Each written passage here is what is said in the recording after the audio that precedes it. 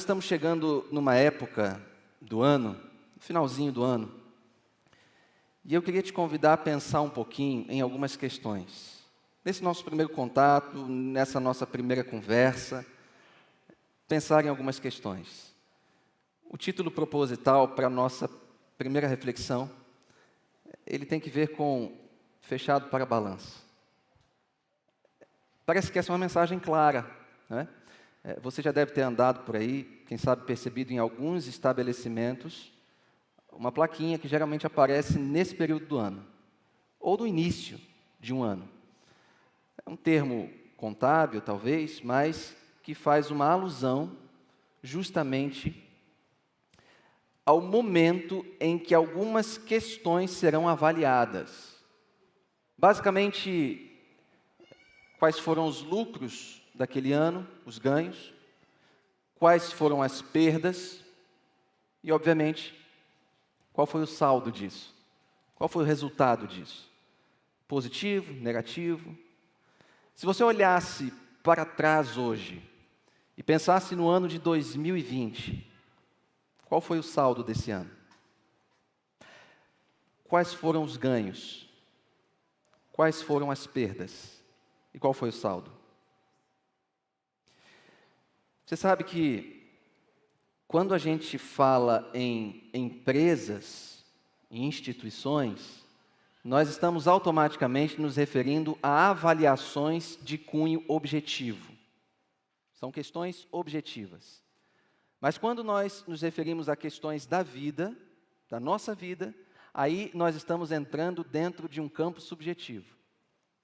Se eu fechar ou me fechar para fazer um balanço da minha vida neste ano, as conclusões que eu preciso ter, elas não estão relacionadas a questões objetivas apenas, mas principalmente a questões subjetivas. O ano de 2020 foi um ano que me fez crescer espiritualmente.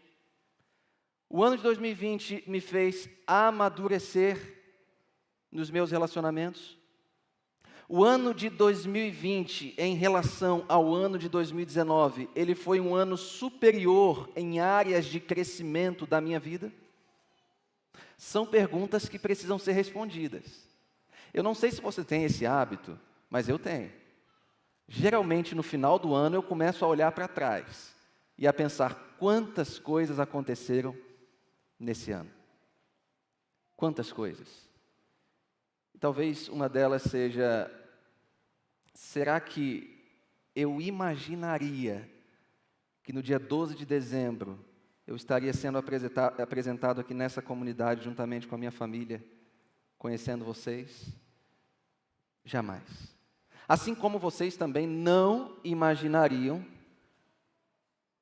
que esse carioca estaria sendo apresentado hoje como pastor de vocês. A nossa vida ela vai caminhando em direções tão misteriosas que é praticamente impossível, e a Bíblia diz isso, não é?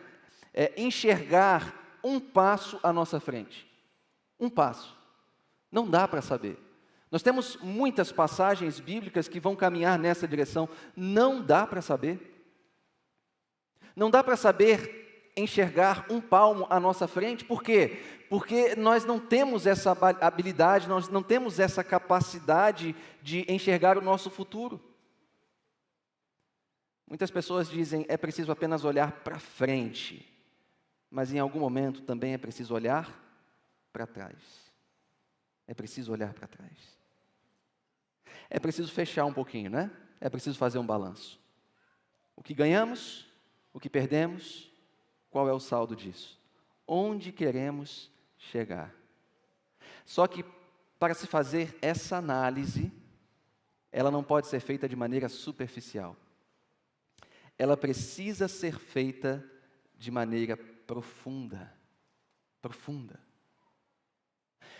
E, amigos, deixa eu dizer uma coisa para vocês. Falar em profundidade numa era totalmente superficial é muito desafiador. Não acham?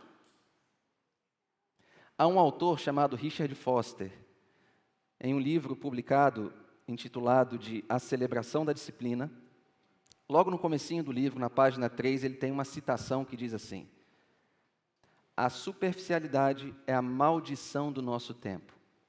A doutrina da satisfação instantânea é, antes de tudo, um problema espiritual.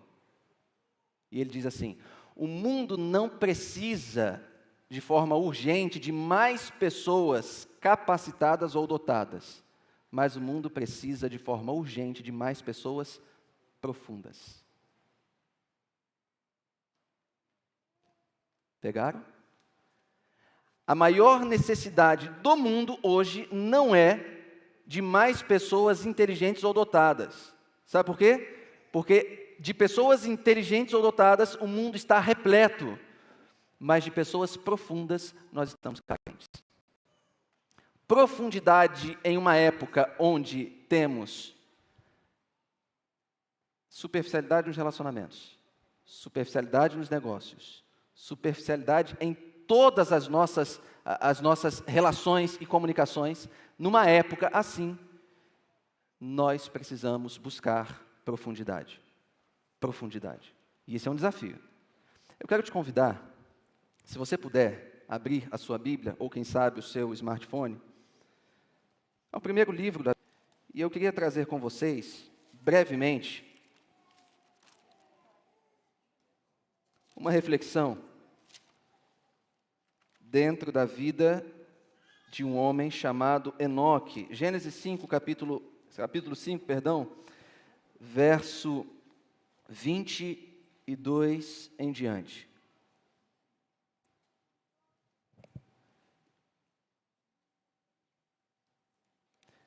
Eu vou ler aqui até o verso 24.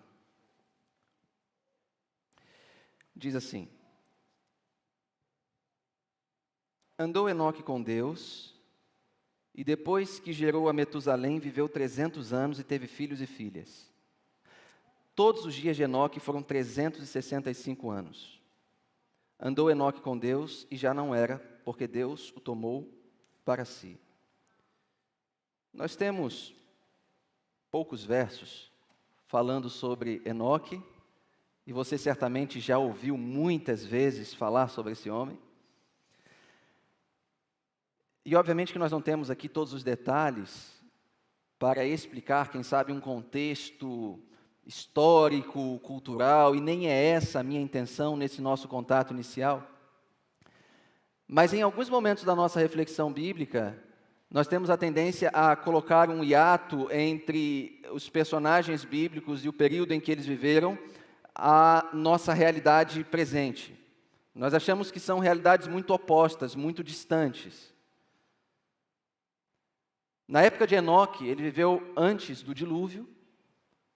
A terra ainda apresentava sinais da criação maravilhosa de Deus. A escritora cristã Ellen White, ela chega a dizer que era possível caminhar nas ruas naquela época e encontrar pedras preciosas espalhadas pelo chão. Encontrar todo tipo de joias, ouros, diamantes e outras coisas mais. Aliás, todo o recurso natural que a terra produzia e oferecia foi, inclusive, utilizado de forma estratégica pelo inimigo de Deus para fazer com que aquelas pessoas acumulassem para si mais e mais e mais bens. Tanto é que um dos hobbies daquela geração era a construção de casas, mas eu estou falando daquele tempo, viu? Naquele tempo, eles praticamente disputavam entre si para saber quem tinha a casa mais bonita. Naquele tempo. Naquele tempo, as pessoas começaram a utilizar os recursos da terra para atrair a atenção para si. Naquele tempo. Enoque viveu nesse período. E nesse período, o texto bíblico diz, não sabemos como, que ele andava com Deus. Andava com Deus. Num tempo onde havia tantos atrativos, havia tantas informações, haviam tantos recursos, Enoque gastava um tempo com Deus. Essa mesma escritora cristã que nós acreditamos ser inspirada por Deus, ela nos traz algumas citações, e eu vou mencionar apenas algumas aqui. sobre Enoque, que nos ajudam a entender um pouquinho melhor quem ele era. Ela diz assim: Enoque, ele tinha tentações como nós temos. Ele estava rodeado de uma sociedade que não era mais propícia à justiça do que a que nos rodeia hoje. O ar que ele respirava estava impregnado de corrupção, como o nosso, ela menciona. E mais, contudo, ele levava uma vida de santidade e não se manchava com os pecados que predominavam na época em que vivia. E ela encerra dizendo: nós também podemos permanecer puros e incontaminados. Primeira citação. Segunda, sua vida estava em assinalado contraste com o povo ímpio que o cercava. A sua conduta era o resultado do seu andar com Deus, ao passo que a impiedade do mundo era o resultado de andarem com o enganador da humanidade. E ela diz: nunca houve nem há de haver uma época em que a escuridão moral seja tão densa como na época em que Enoque viveu. Está ruim hoje? A nossa sociedade está ruim hoje? O mundo que a gente vive é ruim? Na época dele era pior. Terceira citação, e aqui eu chamo a sua atenção. Seu rosto estava radiante de uma santa luz, da própria luz que resplandece no semblante de Jesus. Saindo ele dessas comunhões divinas, mesmo os ímpios contemplavam com admiração a impressão celestial em seu rosto. Patriarcas e Profetas, página 98. Gente, vocês lembram de Moisés? Quando Moisés subiu no alto do monte, teve alguns dias com Deus, ao descer para o meio do povo, a Bíblia diz que aquelas pessoas não conseguiam olhar para o rosto de Moisés, porque o rosto dele estava como? Radiante, brilhando, emanava uma luz que impedia que as pessoas contemplassem o rosto de Moisés. Já pensaram nisso? Quando a gente pensa em um rosto que brilha, a gente pensa em Moisés. Só que me parece que cada momento que Enoque compartilhava com Deus, ao voltar para o convívio da sua sociedade, o seu rosto também brilhava, porque ele estava na presença de Deus.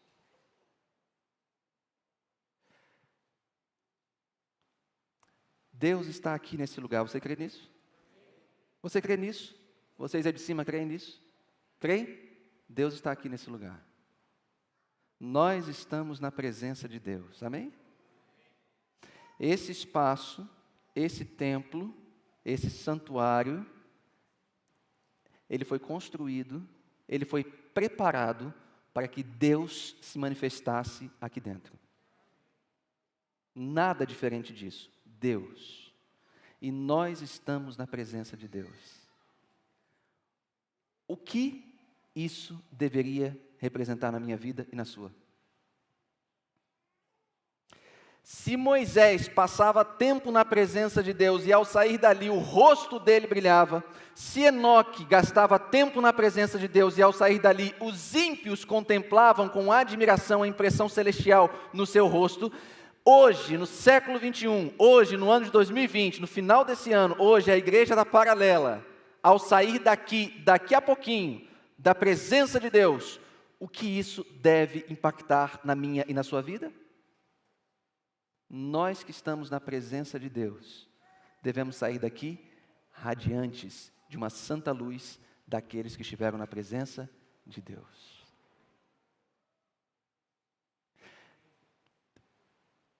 Por que é que isso às vezes não acontece? Já pensaram? Já pensaram nisso? Porque às vezes nós estamos aqui, mas não estamos aqui. Entenderam? Nós estamos aqui, mas não estamos aqui. 2013, primeiro ano de ministério. A gente chega empolgado, né? Assumi um distrito no Rio de Janeiro com 9 igrejas. Eu era desse tamanho, 30 quilos a menos, cabelo penteado para o lado, noivo na época. Aquele tipinho que você olha assim e fala assim, isso Sabe quando os irmãos da igreja olham para a gente chegando assim e falam assim, oh meu Deus, não tinha outro não? Tem certeza, Senhor? Era esse tipo aí, eu. Eu lembro numa ocasião que o líder daquela igreja sede do meu distrito ia celebrar bodas de casamento. Não me recordo os anos, talvez 35, 40 anos de casados. Mas eu não seria o celebrante daquelas bodas. Mas seria na igreja sede e eu estaria ali, obviamente, presente. Quem iria celebrar aquelas bodas era um administrador da associação, do campo local, lá no Rio de Janeiro. E no domingo pela manhã, ele me ligou e falou assim, pastor Denner, está confirmado o culto hoje à noite? Eu falei, está confirmado, pastor. Eu estou preocupado. Por quê? Eu não sei se o senhor se atentou a esse detalhe, mas hoje vai ter às 19 horas a final da Copa das Confederações, Brasil e Espanha. Vocês se lembram disso, não? Naquela época era bom, né? Brasil e Espanha, 2013, final da Copa das Confederações, 19 horas no Maracanã. Espanha, atual campeã do mundo, havia sido campeã em 2010. No ano seguinte, a Copa seria no Brasil, 2014. 2013, final de Copa das Confederações, o administrador liga para mim e fala, esse culto vai acontecer mesmo, exatamente às 19 horas, no horário do jogo? Pastor, eu acho que a igreja não vai. Aí o coração já ficou assim, né? Eu falei assim, não, pastor, fique tranquilo, a igreja vai. Falei pela fé. Falei pela fé, porque eu imaginei assim, 7 horas, a igreja não vai. Mas eu já estava ali preocupado com aquilo, falei, Senhor, por favor, que a igreja compareça, para que não fique aquela coisa, né, desagradável, recebendo um convidado e tudo mais. E, gente, eu passei aquele domingo todo preocupado. Falei assim, vai chegar um administrador na minha igreja, no meu primeiro ano, e vai encontrar a igreja vazia, porque os meus membros estarão em casa ou em outro lugar assistindo o jogo da final da Copa das Confederações, jogo do Brasil para. E eu, como é que vai ser esse negócio? Vou fazer vergonha. E, gente, deixa eu falar uma coisa para vocês, eu cheguei mais cedo naquele dia, na igreja, por volta das 18h30, e eu me sentei mais ou menos no segundo banco da igreja, e quando eu olhei para trás, começou a chegar gente, e chegar gente, e chegar gente, e eu falando assim, louvado seja Deus, e chegar gente, glória a Deus, e chegar gente, e eu já fui alimentando assim meu ego, fui falando assim, esse é meu povo, essa é minha igreja, esse povo não falta culto para assistir jogo de futebol, essa igreja é a igreja de Deus, essa igreja vai pregar o evangelho até Jesus voltar, essa é a igreja que eu quero para os últimos dias, Deus seja louvado, e fui dando glória, e quando eu olhei para trás, 19 horas, a igreja lotada, não tinha um lugar vazio. Chega o administrador, vira para mim e diz assim, pastor, que igreja vibrante,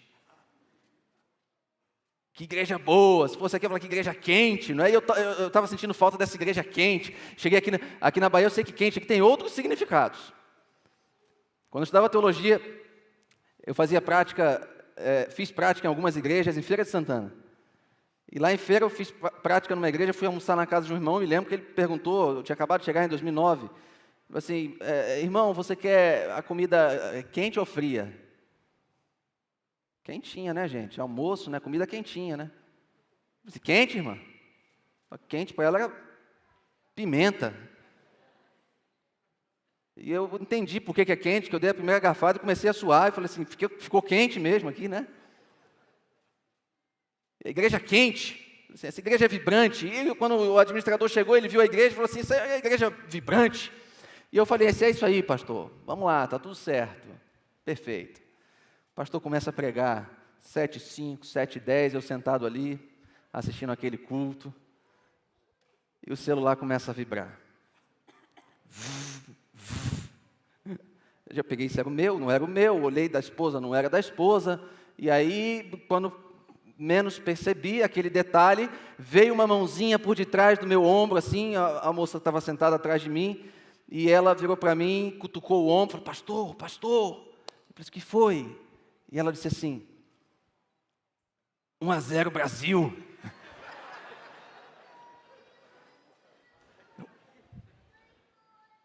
Parei, cutuquei a esposa, falei assim, você viu o que aconteceu? E ela virou para mim assim, vi. Ela te falou que está 1-0 Brasil. Assim, eu sei, mas assim, não é o fato apenas de estar dentro da igreja acompanhando o placar do jogo. Mas, além disso, comunicar ao pastor da igreja que está sentado na frente dela quanto está o jogo. Para que eu também acompanhe, claro, né? Eu fiquei, óbvio, sem acreditar naquela cena, a cômica, não é? Mas passaram-se alguns minutos e vibrou uma segunda vez. Eu falei assim, não é possível. Veio a mãozinha da jovem de novo no ombro. Eu falei assim, lá vem. E ela falou assim, pastor, pastor. E o pastor pregando lá na frente, o que foi? 2-0. Eu disse, mas não é possível. O que está acontecendo? E aí, quando eu menos percebi, vibra uma terceira vez, eu falei assim, não é possível. Eu virei para trás e falei assim, e aí, 3-0. Eu disse, o senhor está acompanhando aí também? Eu disse, não estou acompanhando, eu não quero saber disso, eu só quero entender o que está acontecendo. A gente está na igreja. Nós estamos na presença de Deus e nós estamos aqui conectados em outras coisas lá fora. A nossa mente não entra aqui. Deus está nesse lugar, Deus fala com a gente através das músicas, das mensagens, das orações, de tanta coisa. Deus está aqui. Deus está aqui. Ele quer imprimir na minha vida, na minha mente, a impressão celestial do Espírito Santo. Mas eu não estou aqui. Eu não estou aqui. Quando eu saio desse lugar, eu saio como se nada tivesse acontecido. Os ímpios olham para mim e não veem a impressão celestial no meu rosto.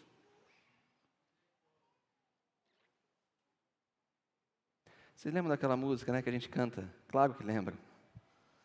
Aquela música, Senhor, eu quero brilhar por Ti quando o mundo se apagar. Eu quero que através da minha vida alguém possa Te enxergar. Faze com que mesmo sem palavras eu fale do Teu amor. Senhor, eu quero brilhar por Ti, brilhar onde quer que o mundo já apagou. A música diz, quando o mundo se apagar, o mundo já apagou. E aí eu pergunto para vocês, não está na hora da gente brilhar? Não está na hora de nós nos conectarmos de fato com o coração e a mente na palavra de Deus, de tal forma que o Espírito imprime em nós a impressão celestial na nossa vida? Imagine essa igreja saindo daqui a pouco. A quantidade de pessoas que nós temos aqui nessa manhã, infelizmente nós não temos todos os lugares preenchidos, nós não podemos. Mas imagine quantos focos de luz saindo daqui logo mais, e as pessoas lá fora na Grande Salvador olhando para nós e percebendo assim, quem que é esse pessoal aí? Quem que é essa gente? Onde é que eles estavam? E você não precisa falar nada. Você não precisa dizer, eu sou um adventista do sétimo dia. Você não precisa dizer, eu estava na igreja. Você não precisa dizer, eu estou com a Bíblia embaixo do braço. Não, elas vão olhar para você e falar assim, quem que é esse pessoal? Por que o rosto dele está diferente? E a resposta vai ser clara. Nós estamos na presença de Deus. Saindo ele desses momentos, os ímpios contemplavam com admiração a impressão celestial no seu rosto. E mais, Enoque não viveu na época do dilúvio. Ele foi levado ao céu. O texto diz isso, ele foi levado. Mas Deus contou para ele sobre o dilúvio. Deus contou os seus planos para ele. Deus contou para Enoque o estado da humanidade por ocasião dos últimos dias. Deus revelou para Enoque, através dos seus santos anjos, o estado moral, corrupto, obviamente, dos últimos dias. Deus mostrou para Enoque a vinda de Cristo, o sacrifício dele, a origem da igreja, como estaria o cenário nos últimos dias, antes dele voltar. Enoque viu tudo isso. Moisés também não viu? Quando subiu no alto daquele monte lá e olhou para Canaã, não pôde entrar em Canaã, Deus mostrou para ele tudo isso. E depois levou para o céu. Ele morreu, depois ressuscitou e foi para o céu. E Enoque? Também. A Enoque também foi revelado. Irmãos, 2020 foi um ano em que Deus nos deu a oportunidade de parar. Parar um pouquinho, para reavaliar a nossa vida com Deus, o nosso relacionamento com Deus. Parar um pouquinho, para prestar atenção nos planos de Deus para a nossa vida. Eu acho que Deus fica ansioso para revelar para nós os planos dele, mas nós não estamos parando para ouvir. E que privilégio eu tenho, e vocês têm, de vir aqui a essa igreja, todos os sábados, domingos, outros eventos, outros dias, para adorar a esse Deus que revela os seus planos. Como é que a gente entende isso? Eu estava na minha sala um dia desses, lá no Hospital Silvestre, e recebi uma ligação do CTI. Assim, pastor, tem como o senhor subir aqui? Tem uma mãe na porta do CTI fazendo um escândalo porque o filho está internado e os médicos estão desenganando o filho dela. Dizem que devia ser proibido o filho morrer antes dos pais. Porque não dá para entender o tamanho da dor de um pai que perde um filho, uma mãe que perde um filho. Eu automaticamente coloquei o meu jaleco, peguei o elevador e fui até o local do CTI. E quando cheguei lá, aquela mãe estava na porta, obviamente sem poder entrar, chorando copiosamente. Ela me viu saindo do elevador e falou assim: você é o pastor? Eu disse: sou. Então o senhor vai chegar aqui agora porque eu tenho muita fé em Deus. O senhor vai entrar comigo lá dentro e vai fazer uma oração pelo meu filho. Porque os médicos estão dizendo que meu filho não vai sair dali, quem sabe ele vai morrer nas próximas horas. Mas eu tenho fé em Deus e o senhor também tem, porque o senhor é o pastor. Então o senhor vai entrar comigo lá e vai fazer uma oração para Deus curar o meu filho. E ela falava isso chorando, falava isso visivelmente alterada, e eu tentei acalmá-la naquele momento e disse: olha, nós vamos entrar lá sim. Eu vou ver a possibilidade de entrarmos lá e orarmos juntos com o seu filho. Mas com todo respeito, eu não posso pedir para que Deus faça isso que a senhora está pedindo. Porque eu não tenho capacidade de dizer se essa é a vontade de Deus. E se a vontade de Deus for dar o descanso para o seu filho? Nós temos que aceitar. A senhora já perguntou para Deus qual é a vontade dele para a vida do seu filho? Pastor, a vontade de Deus sempre é vida. Sempre é vida. Eu falei assim: sempre é vida. Mas faltou uma coisa: sempre é vida eterna. Sempre é vida eterna. Há quanto tempo seu filho sofre? Transferido de hospital para hospital, paciente transplantado, sofrendo há muitos anos. Há quanto tempo? E se a vontade de Deus for dar o descanso nesse momento? Vamos entrar e orar pedindo para que Deus faça a vontade dele? Não, pastor, vamos orar para que Deus o cure. Quem é que manda? Quando foi que inverteu os papéis? Quando foi? Eu não sei, em algum momento da história a gente inverteu os papéis. Assim, sou eu que tenho que dizer o que Deus vai fazer. Porque Deus está louco para dizer a vontade dele para nós e a gente não para ouvir. Ele contava para Moisés, ele contava para Enoque, ele quer contar para mim, quer contar para você, mas a gente não para ouvir. A gente quer dizer para ele o que ele tem que fazer. E eu falei assim: desculpa, essa oração eu não posso fazer. E ela falou assim: pastor, por favor, ore. Eu falei assim: só se for para que Deus faça a vontade dele, aceita? Tá bom, pastor. Ore.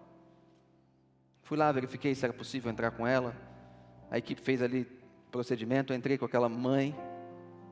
Cheguei no leito daquele paciente, numa condição muito ruim. Peguei na mão dele, peguei na mão dela. Vamos orar. Lembra que nós combinamos lá fora? A vontade de Deus. Pastor, a vontade de Deus. A gente orou. Terminamos aquela oração. Ela agradeceu, deu um beijo na mão dele e saiu daquele box. Quando ela virou a esquina do box, o coração dele parou. Na minha frente. Irmãos, eu não sou médico, nem enfermeiro, nem da área da saúde. Eu não fui preparado para ver pessoas morrerem. Eu sou pastor. Mas essa foi a primeira ocasião em que eu vi alguém morrer na minha frente, depois de uma oração. Deus fez a vontade dele, deu descanso, e aquela mãe entendeu.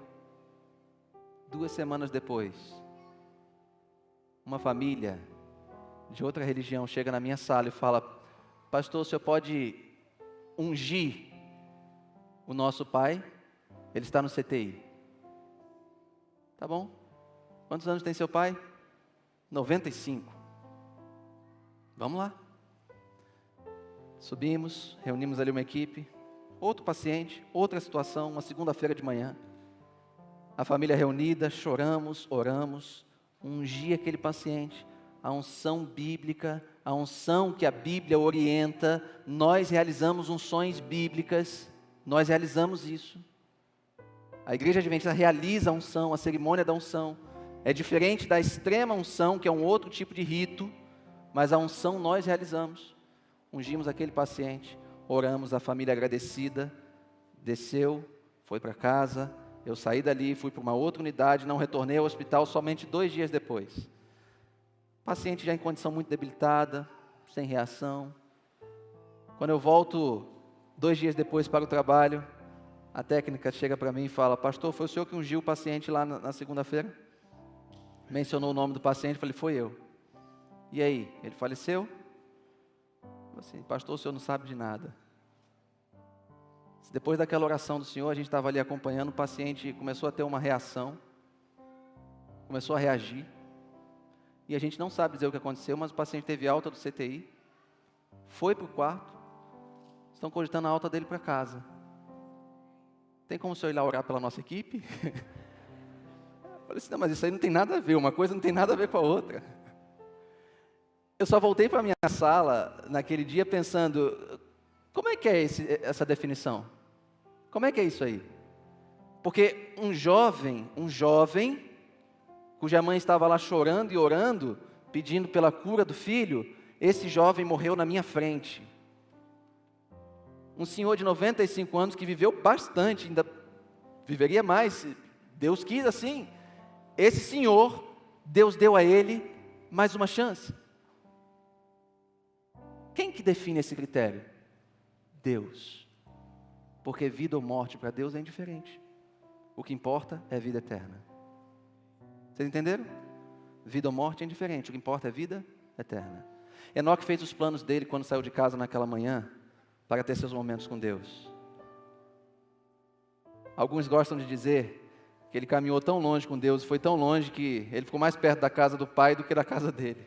E quando ele pensa: eu preciso voltar para casa, para minha família, para os meus filhos, Deus fala assim: não, você já foi tão longe comigo que está mais perto da minha casa do que da tua. Vamos dar uns passos a mais e você vai para a minha casa. Você fez planos de voltar para casa hoje, eu fiz planos de levar você para a minha casa. Você fez planos para a sua vida terrena, eu fiz planos para a vida eterna. E deixa eu falar uma coisa para você que está aqui nessa manhã, para você que está em cima e para você que está em casa, ou em outro lugar. Deus tem planos de vida eterna. Essa vida aqui na terra ela é muito efêmera. Palavra bonita, né? Efêmera. Mas é um significado duro no que se refere à vida. Mas os planos de Deus para nós são de vida eterna. Igreja, comunidade, Life, Adventistas Life, Igreja da Paralela. A gente vai sair daqui hoje com a impressão celestial de Deus na nossa vida. Você não precisa falar, você não precisa apresentar as suas credenciais. Deus tem planos para você e Ele quer te usar em nome da missão.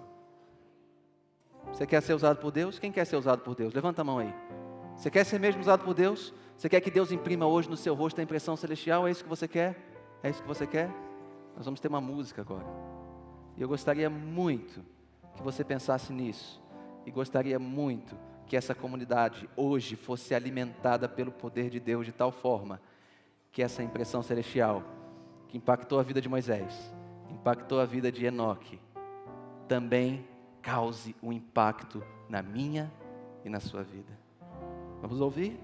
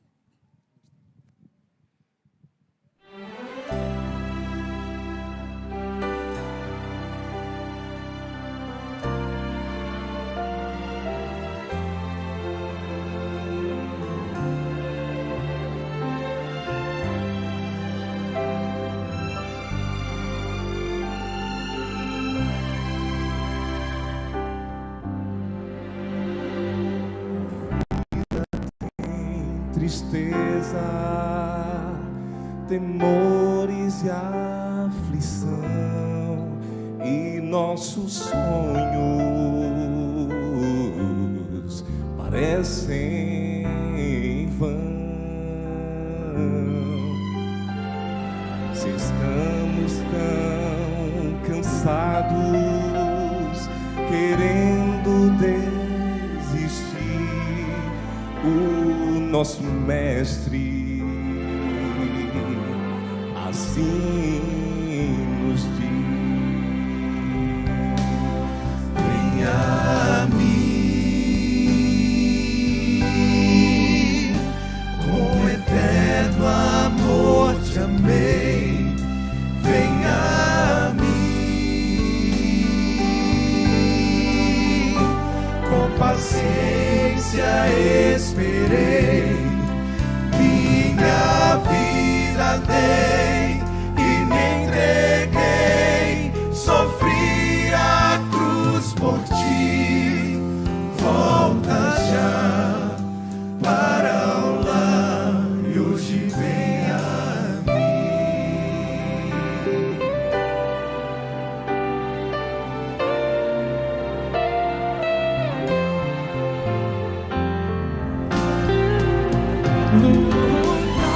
lutar até cansar, parece ser assim quando vivemos sem ver o fim, mas ao sentirmos a beleza da mão que nos conduz, não temeremos, nós temos Jesus. venha a mim, com eterno amor te amei. Venha a mim, com paciência esperei, minha vida dei e me entreguei, sofri a cruz por ti. Volta já para o lar e hoje venha a mim. Venha a mim, com eterno amor te amei. Venha a mim, com paciência esperei, minha vida dei e me entreguei, sofri a cruz por ti. Volta já